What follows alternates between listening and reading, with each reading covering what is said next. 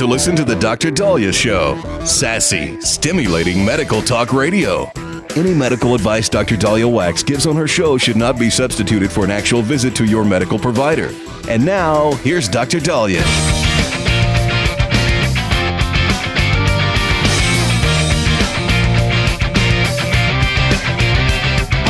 We are back on the Dr. Daliah Show, 1-877-DOC-DALI, 1-877-DOC-DALI.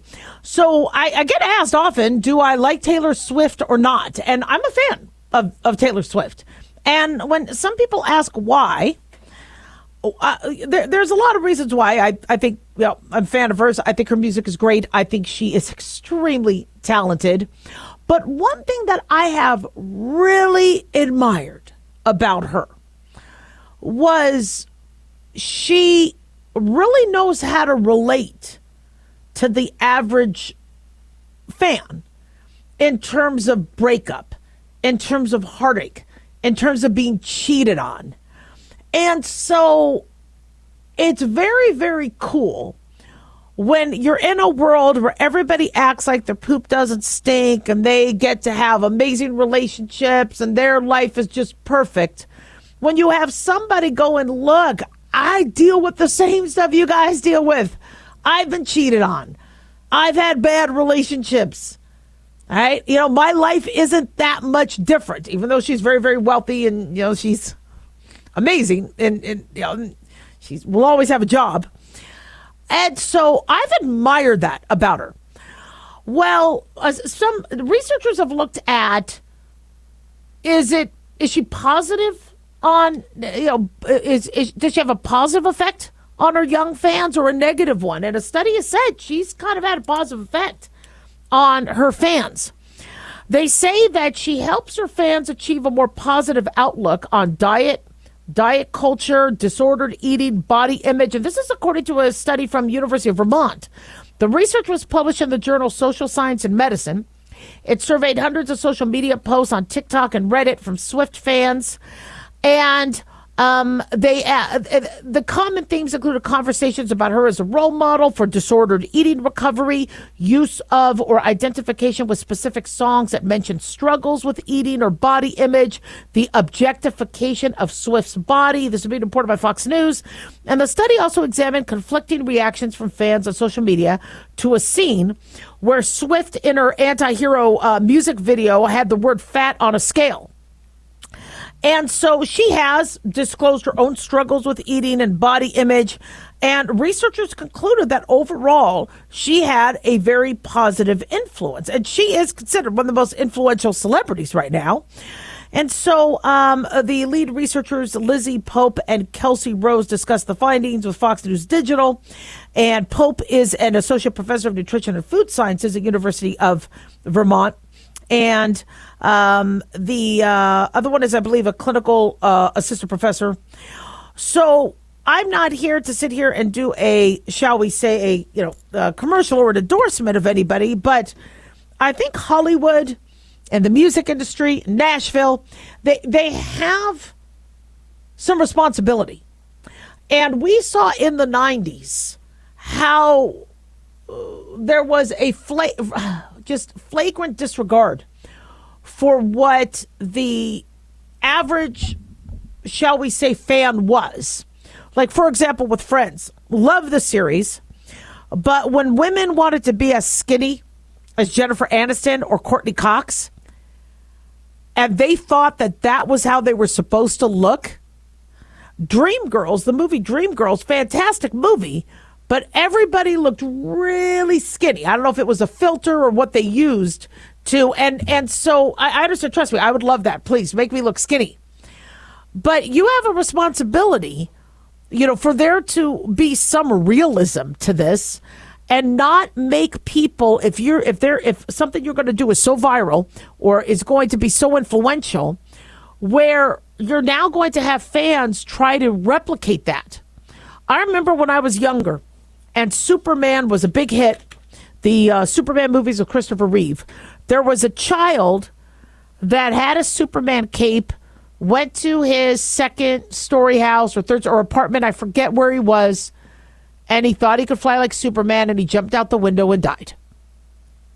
Now, that's not on the Superman franchise to make sure that kids don't emulate that, but I think there should be, education and messaging. And so, having a Jennifer Aniston or Courtney Cox body was not very realistic in the 90s. And Taylor Swift bringing some realism, I think was very admirable. People say that, with my show, and I'm the Taylor Swift, please, I'm not even trying to equate. But they say one thing that they find that is attractive in the show, it's not me, it's what I talk about, is that I'm very open. I don't try to act like I'm the epitome of health. I mean, I'll talk about my colonoscopy. I'll talk about being constipated. I'll talk about that because if people think that their doctor is sitting on a high horse where, my nose never runs and my ear never gets a drop of wax, that's not a real person. You need a real person. One of my favorite doctors, who is still my doctor, would be very honest. She goes, when this happens to me, this is what I do.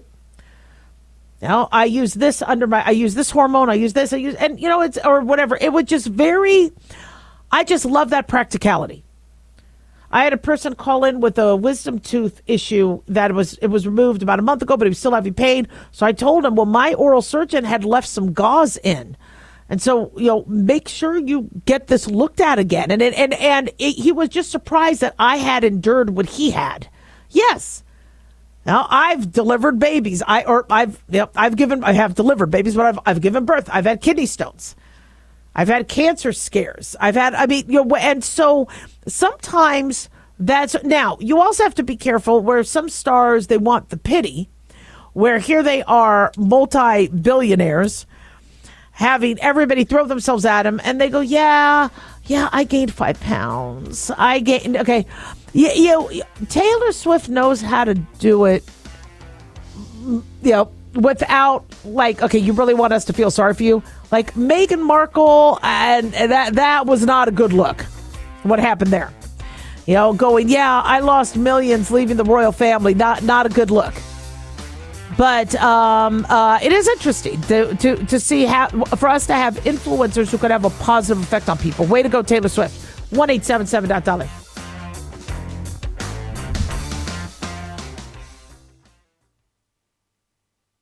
Let's see, if something costs less, but people are happier with it, that sounds like something to look into, and that's MediShare. Maybe you've heard switching to MediShare to pay for healthcare can save the typical family $500 a month, and that's huge, but it's also true that people are way more satisfied after making the switch, too. The customer satisfaction rate for MediShare is double that of the typical health insurance plan.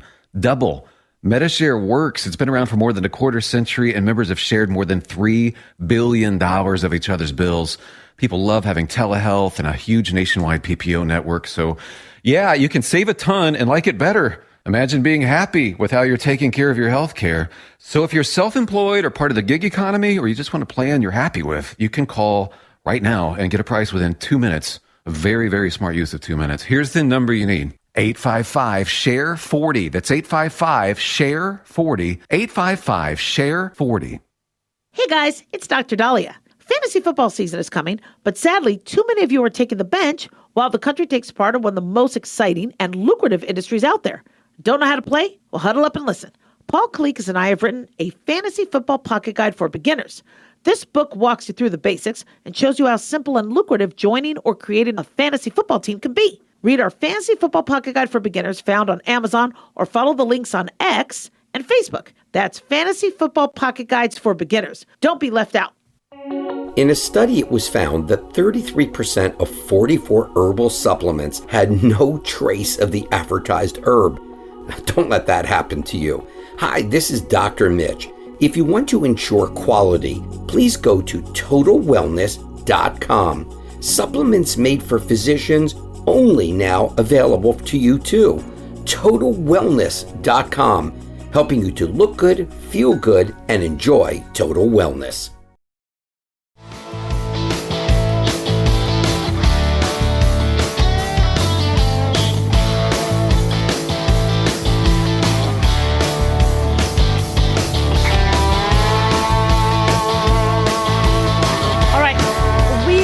Dr. Daliah Show. Thank you all for tuning in. 1-877-Dr. 1-877-DOCDALI. Big thanks to Talk Media Network for making this show happen. Big thanks to Daniel, our producer, and big thanks to y'all for tuning in. We really do appreciate it. Don't forget to follow us on Twitter at Dr. Daliah, Facebook, The Dr. Daliah Show, and on YouTube, click like and subscribe. So many of us want to know how physically fit we are.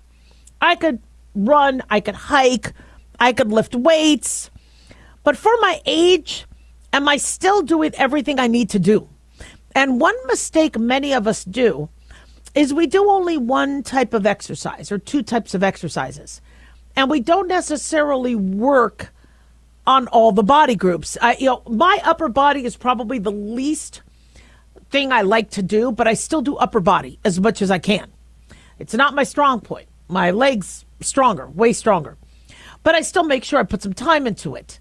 And I hear a lot of people say, well, I go hiking or I cycle and those are great exercises. And I'm glad you're doing it. I don't want you to stop. It's better than the average American. But are you able, though, to still, or are there things you could work on? Are you as physically fit and aging well? So this was an interesting article from the New York Post that I'm going to share with you. And it's entitled 5 Simple Exercises to Do at Home to Test How Well You're Aging. And so one sort of exercise is standing on one leg. A 2022 study found that middle-aged people who cannot balance on one foot for 10 seconds face a dramatically higher risk of early death. Now, just because you fall to the side doesn't necessarily mean that means you're going to die young. But it is a very important thing to know how to balance, because if you do lose your balance, that can cause a whole variety of issues. Also could signify that you do have issues, with your ears or your brain or your cerebellum. So it's something that I do urge you guys to test. So how do you do it? So they say tie your shoelaces, make sure you don't fall, right? And so to test your progress, if you're under 40 years old, you should be able to stand on one leg for 43 seconds. This is according to, let me give the doctor the credit where credit is due. I don't know if I have the doctor's name. I think it's Dr. Idians. Caroline Idians, a UK fitness coach. She specializes on home workouts. If you are in your 40s, you should be able to do at least 40 seconds on one leg. If you're in your 50s, try 37 seconds. If you're in your 60s, 18 to 19 seconds is the goal. If you're in your 70s, 10 to 15 seconds. If you're 80 or older, aim for 5 seconds. Now, I am not telling you to take your 80-year-old mother and have her stand on one leg. But if she is curious about how is my physical, stand right there. Be there. Make sure all of you have something you could grab onto, because we don't want you falling. But that is interesting, how it does drop with age. But if you can very easily do a minute standing on one leg, that's a good sign. Now, that doesn't mean don't go to the doctor, don't get your blood work done, blow off your mammograms or your prostate exams. That doesn't mean that. But it is interesting. It's called the quote-unquote old man balance challenge. Well, I don't think it's politically correct, but it's been circulating social media. Stand on one leg. And now, another thing that they're doing, you stand on one leg and you tie the shoelaces on the elevated foot. Maintain that stance for the time it would take to tie the laces. So if you want to just stand and do it or try and tie your laces, that's fine too. All right. Another is your, let me see, I want to make sure, planking. So for those of you that planking is something that we did a lot in physical fitness. It helps manage your core. And it works on your core. So you place your forearms on the floor. And sorry, I can't demonstrate this because I'm on air. But you place your forearms on the floor directly under your shoulders. Lift your body to a straight line. Hold your head in line with your spine. Distribute your weight to your toes and forearms. And then to add an added challenge, move from a high plank to a low plank position and back up again, transferring your weight from one to the other with minimal movement through your hips. You can't be using your butt. So the aim is a 60-second plank hold. But if you're a beginner and you've never planked and you can hold it for at least 10 seconds, that's good. Build from there.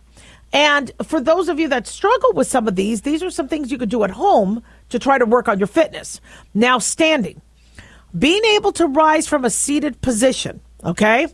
That indicates lower body strength. It indicates your balance. Now, a lot of us have bad knees. I get that. But you're supposed to use an armless chair, plant your feet firmly to the ground, shoulder width apart, and see if you could rise and return from fully seated to fully standing in 30 seconds without using your hands. For those who are under 60, you should be able to do 24 to 25 reps for women, 25 to 27 reps for men. Women should be able to sit up and down about 10 to 15 times if they're in their 70s. Men, 11 to 17 times. If you're 80 or older, they say try 8 to 15 times within a 30-second period. Now, for those of us with bad knees, I get it, but it's something you could try. Squatting and pressing. So squatting, being able to squat is a great sign of functional fitness. I understand with bad knees, that could be a problem. You begin with your feet slightly wider than hip apart. Toes have to be pointed out. Keep your chest lifted, shoulders back, engage your core, drive the hips back, and with all the weight in the heels as you return to standing, drive your arms into a shoulder press. This movement can be done with weights, without weights. You could even use water bottles if you don't have dumbbells. And they say people of all ages should aim for 3 sets of 10 to 20 reps of squatting. Now, gripping a towel is another one. They say research has identified a link between strong grip strength in midlife and longevity. One study found that for every 11-pound drop in grip prowess, the risk of heart attack increases by 7%, the chance of death 16%. So you exercise both hands simultaneously, hold a medium-sized bathroom towel between your hands, twist it as if you were trying to wring it out, practice squeezing a tennis ball as hard as possible for 10 seconds, release and repeat 3 times before changing hands. I can't necessarily give you a time amount or an ability to show how well you're doing with strong grip, but if you don't maintain your strong grip, you can't open jars. You can't grab things to keep yourself up. And a lot of times we let ourselves go. So this isn't to depress you guys. Some of you are like, oh gosh, my knees. It's okay. It's okay. I understand a lot of us have joints that don't work as well. I get it. Running and that Black Diamond ski slope messed up my knees. I get it. But you still should be able to have certain physical activity metrics and benchmarks that you could hit. And you might forget about gripping and working on grip. You might forget about balance. You might forget about being able to sit or work on your core. I think planks are awesome. And none of these should technically hurt you. Now, standing on one foot is one thing. Trying to tie your shoe where you're moving and all that. So let's say you try this at home tonight. And you're like, I could stand on one foot, but I can't tie my shoe. No big deal. Try it again. Try it again. And at least these are some options and things you could work on. Many people say, look, I don't work out because I can't go to the gym. Or I don't feel safe running outside. Those aren't your only 2 options to work on physical fitness. A lot of you say, but I walk the dog. Walking the dog is fantastic. Bravo. I'm glad. The dog loves it, walking the dog. But are you working on your grip? Are you working on your core? Are you working on your upper body? You need to mix it up. We have made exercise into something like, well, it's one box, you check it off. I did some exercise, I'm good. And we did that because we wanted to be more inclusive of people that don't exercise, saying, yay, you did some laundry, you walked up and down the stairs instead of taking the elevator, good job. And I do commend people for making those little steps. But you got to do a little bit more, especially for good health. Now, I remember my father having great grip strength. I remember there was a study that came out in the 80s, and he was bragging, going, look at my grip strength. If you have good grip strength, you're going to live a long time. He didn't live a long time. He died at 62 of a massive heart attack. So just because you have good grip strength, or because you could plank, or you can't sit and stand on one leg and do something and wring a towel out, doesn't mean you don't have triple vessel disease, doesn't mean you don't have other things. You still need to get yourself checked out. And when you look at the people who live long and the people who do well, they're people who exercise, they eat healthy, they get their regular checkups, they're on top of things. There's a new mole. Let me make sure that's not cancer. And so I don't want to depress you, but I want to make sure that you all know there are options. 1-877-DOC-DALI, 1-877-DOC-DALI.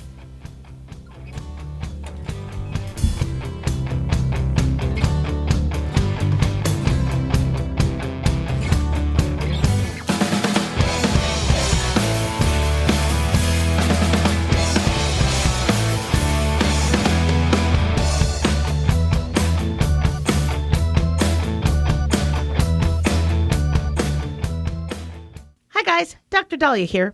Addictions can sneak up on us and come in many forms, whether it's drugs, alcohol, sex, video games, porn, or something less obvious such as food, internet, or shopping. Addiction can seem innocent at first and then evolve into an insurmountable evil. In our book, Addiction Basics, Caitlin Kalikas and I dive into the common addictions and provide tips for identifying and preventing these before they sneak in and take over our lives. Addiction Basics can be found on Amazon or my website, drdaliah.com. Check it out.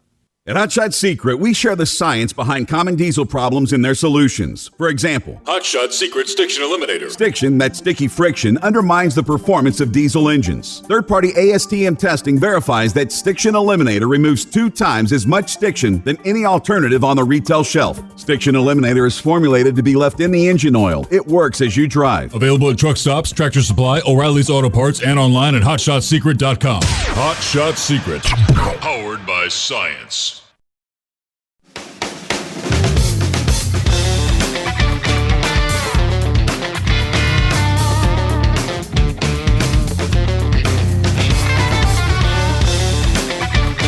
All right. We are back on the Dr. Daliah Show. Thank you all for tuning in. 1-877-DOC-DALI, 1-877-DOC-DALI. So people have been asking if President Biden is alive. I cannot stand seeing these rumors that, he might have died. And no, I think he's alive. I hope he is. I wish the man well. I want him to be able to live out the rest of his retirement and do what he needs to do. I just want the country run better. I think many of us are of that same mindset. So we are being told that Biden will deliver an Oval Office speech on his decision to exit the 2024 race on Wednesday. I don't think he is going to leave the presidency yet. That was my prediction, that he would want to elevate Kamala before he left, so she could technically be the incumbent and be, the first female president with credit going to him, so he could leave with a bang. I don't think that's going to happen on Wednesday, although that has been a prediction of mine ever since he took office 4 years ago. But he will address the nation tomorrow on what lies ahead. It is going to be the first time people will actually hear from their commander-in-chief on the subject. We are being told that because of COVID, he has been isolating at home. Some people said, was this all a ruse, just where this way he could hide? No, he had a lot of campaign events, and some of them were pretty significant in Nevada. And he had to leave Nevada abruptly. I was a little confused that where he was at one event, and then in between events, we were told he's got COVID and he has to leave. I'm not sure why he wasn't tested before the first event, unless they did a PCR send out and then the results came back and they gave him a text saying, oh, looks like you're positive, now leave. So that was a little confusing, but he was all the way in Nevada already campaigning when he had to abruptly leave. So, if it had to do with the campaign, I think his advisors would have let him still finish campaigning. I don't think they would have ticked off a lot of people who came there and set up, so I think, he probably did have COVID. So, and I hope he's doing well with it. But that has, though, given him the opportunity to isolate. So he's been in Rehoboth Beach, Delaware, since he tested positive. His physician said he will return to the White House later in the day. And they say that he called into his former campaign headquarters on Monday to praise Harris, but people said something didn't seem right. It's almost like she almost said the recording, or there was something where they think it wasn't necessarily a live call. Biden said, I'm going to be on the road and I'm not going anywhere. I won't be on the ticket, but I am still going to be fully engaged. He said, I've got 6 months left in my presidency. I'm determined to get as much done as I possibly can, both foreign policy and domestic policy. He did acknowledge that his decision was surprising, but added that it was the right thing to do. He directed his former campaign staff to embrace Harris, who Monday evening did pick up enough delegate support to clinch the party's nomination. Now, this is a very odd, chaotic sort of sequence of events. Predictable. We knew this was going to be a mess, and we knew he couldn't run, but seeing it actually happen, it's not easy to watch. Now, you had Democrats who were told you got to get behind Biden. They voted for Biden in the primaries, and then now they don't get Biden. And so is Kamala Harris going to carry on his policies? Are his policies even worth carrying on? The reason why I think the Democrats are going to still be able to transition this and keep their base is because I think people know Biden wasn't running things. Somebody else was. I don't think it was Kamala. I think it might have been Jill or somebody else. But when Biden admitted, I'm not allowed to take questions from reporters or they'll get mad at me, who is they? Who is he talking about? Who is running things? So whoever was running things with Biden is going to now run things with Kamala. And if the Democrats like it, they'll keep it. But if Democrats are like, oh, God, no, please, just somebody else new, then they'll be a little. But I don't think they'll be able to push Kamala off. I know in the polls she's not doing that well right now compared to Trump. But it's going to be very hard with all the money they've raised to try to switch it to somebody new. And they only have 100 some days.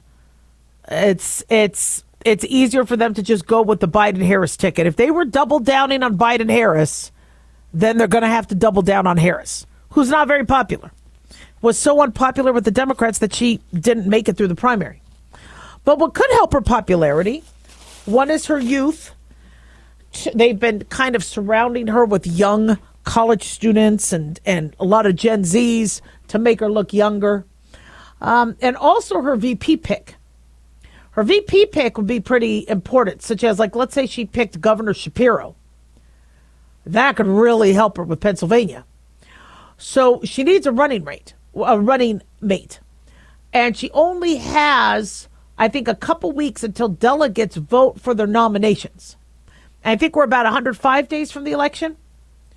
And so in terms of who she could choose, we are being told that VP Harris has requested materials from Arizona Senator Mark Kelly, North Carolina Governor Roy Cooper, Pennsylvania Governor Josh Shapiro, Michigan Governor Gretchen Whitmer, Illinois Governor J.B. Pritzker, Minnesota Governor Tim Walz. This according to the Wall Street Journal. Now, Kentucky Governor Andy Beshear, Transportation Secretary Pete Buttigieg. I don't know if they're in the running. People thought Pete Buttigieg would be, a nice ticket. He seems to be very popular, but unfortunately, the Department of Transportation has been a cluster. And so I'm not sure. Again, he was mayor, nice guy, but it's been a mess. I think I'm not sure what's been happening in terms of trains and the FAA and other things that have been going on. Governor Josh Shapiro would probably be one of her better bets because of Pennsylvania. I know they're also trying to appease the Jewish voters, reverse some of the BS you've been saying about Hamas and try to get the hostages back. If you got the hostages out, I think you'd get Republican and Democratic support, but we still have American hostages in Gaza.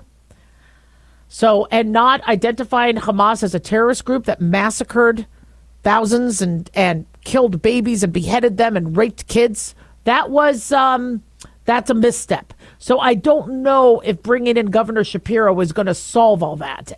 But it's a very, very strong move, and he is, well liked. So, seeing this, it definitely has been a distraction, which is another thing I'm worried about. I'm always worried that our government likes to distract us so other stuff can get done. Trump was really good with distracting. He would give the media something to chew on, like piranhas, and then he made the Abraham Accords, or he went and did something else. So you kind of wonder, if we're being distracted for another reason, there's something else going on. Is it coming across the border? Is it China and Taiwan relations? Is it Russia? I don't know. But it's very chaotic right now. And we have a country that is in trouble. And it's when you have a very unpopular vice presidential pick that really wasn't qualified and didn't get allowed to do anything, so we couldn't see what she could do or her qualifications. Now going to be, okay, this is going to be your choice. Yeah, it makes people nervous. I don't think Governor Newsom necessarily would want to run as president. He might consider VP, but I think because there's a good chance Trump will win. I think anybody who really wants to have a chance in 2028 might want to sit this one out. 1-877-Daliah.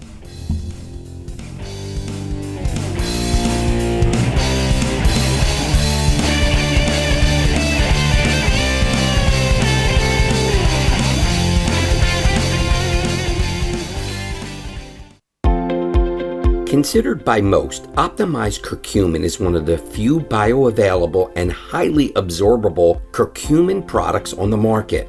Hi, I'm Dr. Mitch. Since most chronic diseases have inflammation, our optimized curcumin seems to be a perfect addition to any nutritional program. It makes sense to me that preventing or reducing inflammation is a key component to our overall health. The Mayo Clinic found that curcumin can decrease swelling and inflammation, has antioxidant properties, and research suggests that curcumin can prevent cancer, or at least slow the spread of cancer, and in many instances make chemotherapy more effective. It protects our healthy cells even from radiation. TotalWellness.com, where we help you to look good, feel good, and enjoy total wellness. Self-reliance. It's not a phrase we hear much in our culture these days. It might conjure up images of pioneers, the West, rifles, strapping men, and strong women. But what does it mean for us in today's world? The New American Magazine has just released its latest collector's edition, Self-Reliance, Foundation of Freedom. In it, the New American authors outline the necessity of self-reliance for a free people, tips for self-reliant living, and the importance of not giving up hope. This unique edition includes articles on the self-sufficiency of the founders, preparing for a worst-case scenario, firearms, financial self-reliance, the importance of community, and many other topics by expert writers. Now, for a limited time, the New American is offering a bundle of 3 collector's editions, Self-Reliance, The Great Reset, and Trump World, for just $19.95. Available at shopjbs.org. Visit shopjbs.org today.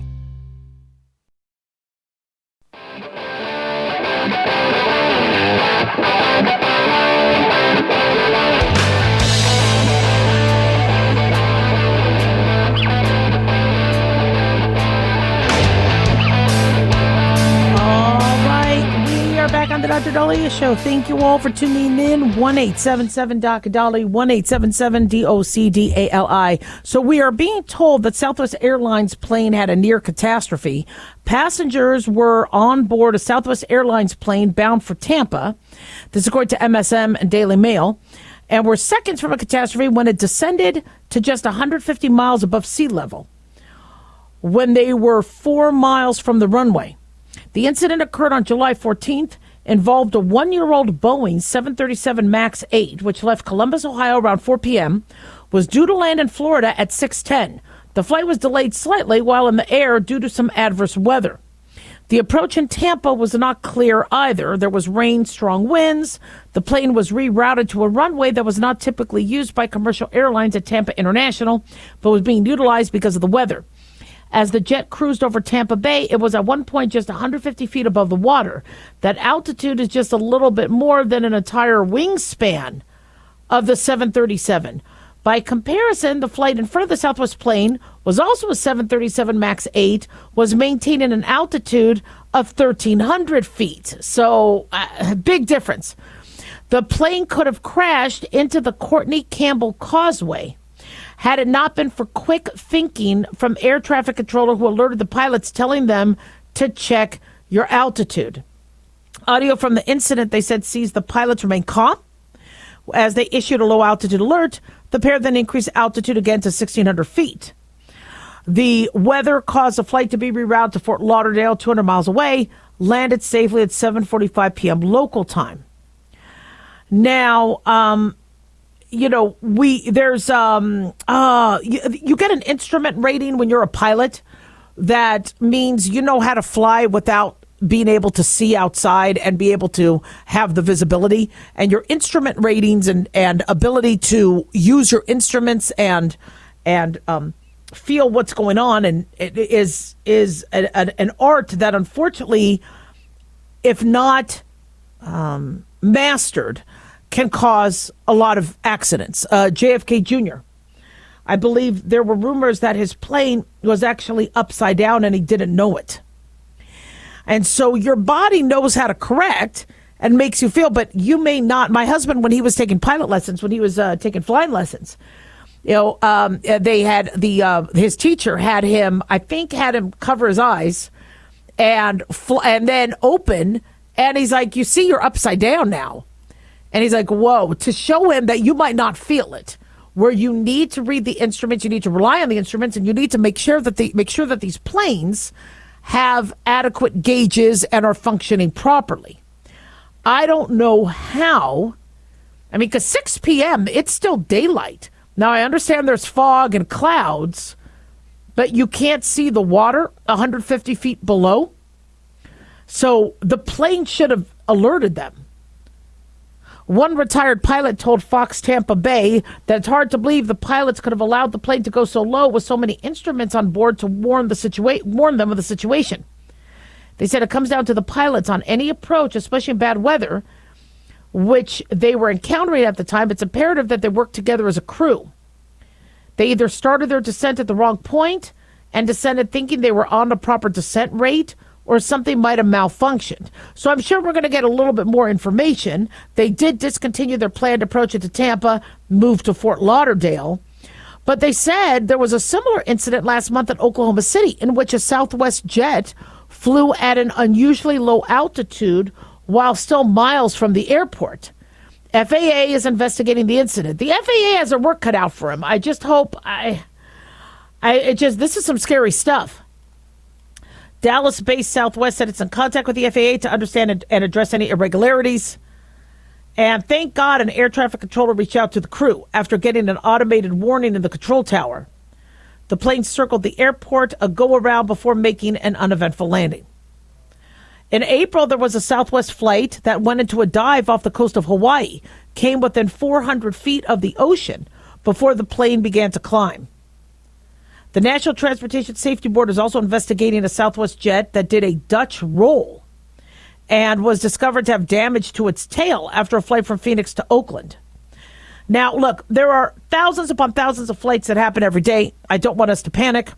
But, this really, none of these things should be happening. We shouldn't be having any of these incidents. If everything's working right, like the Boeing panel, thank God. Everybody lived through that, but a plane panel to detach midair, it's scary stuff. Sharks living off the coast of Brazil have been found to be positive for cocaine. They said this is the first time the drug has been detected in free-ranging sharks. Now, I thought that there were sharks along the path from Cuba to America, where there were sharks that were circling, acting like they were high, because drug dealers drop cocaine in the water for than American divers to retrieve. It's a way to smuggle drugs in. But scientists tested 13 Brazilian sharp-nosed sharks in the waters off of Rio de Janeiro and found cocaine present in both the liver and muscle tissue of all 13 specimens. This is according to a paper by researchers at the Oswaldo Cruz Foundation in Brazil. The species were chosen due to their small size and the fact that it lives in a small area of coastal waters. And it's exposed to significant contaminant discharges for its entire life cycle. They say cocaine levels were around 3 times higher in muscle tissue than liver tissue. Female sharks had higher cocaine concentrations in muscle tissue compared to males. Now, they say cocaine pollutes the sea due to sewage discharges from humans who use the drug, as well as illegal laboratories that produce it. And so you also wonder if it's happening because people are dropping, it's a way to deliver cocaine and distribute it, where they're dropped in the ocean and then other people can pick them up, or those involved in distribution can pick them up. Cocaine consumption has risen massively around the world in recent decades. 22% of cocaine users, are being told, according to CNN, live in South America. Brazil is the second largest consumer market in the region. Increased consumption and poor sewage treatment infrastructure has made for increased cocaine levels in the sea. So my question is if sharks are picking up cocaine, what about our mackerel, tuna, other fish we're eating? Previous research that suggests that cocaine dumped at sea by traffickers could be responsible for contamination. But according to the local experts, they say that's not the case here. They say we don't usually see many bales of coke dumped or lost at sea here, unlike what is reported in Mexico and Florida. So studies have not been conducted to determine whether cocaine damages the shark's health. But people who eat shark meat, that could be an issue. And so I'm a little concerned about this. They say it's not possible to prove any effects on the shark's behavior due to a lack of research, but cocaine targets the brain, makes them hyperactive, erratic behavior, and has been noted in other animals. We have been seeing an increase in shark attacks. It would be nice to know if these shark attacks are under the influence. All right. So they say cocaine has already entered the food chain. Sharks are routinely eaten by humans in Brazil and in other countries. So now the team wants to analyze other species of shark as well as rays that live in these river estuaries. And they plan on assessing migratory fish like mullet to see if migratory behavior affects cocaine accumulation.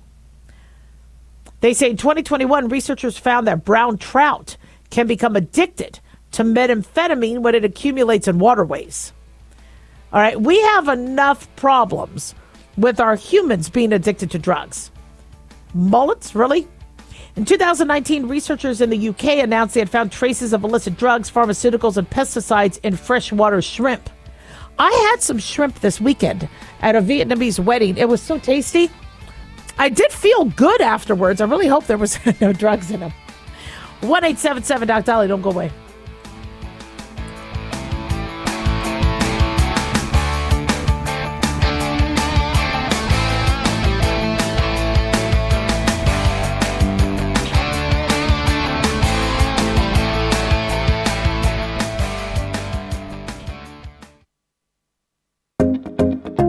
Did you know that healthy arteries make a gas? Yes, actually 3 known gases.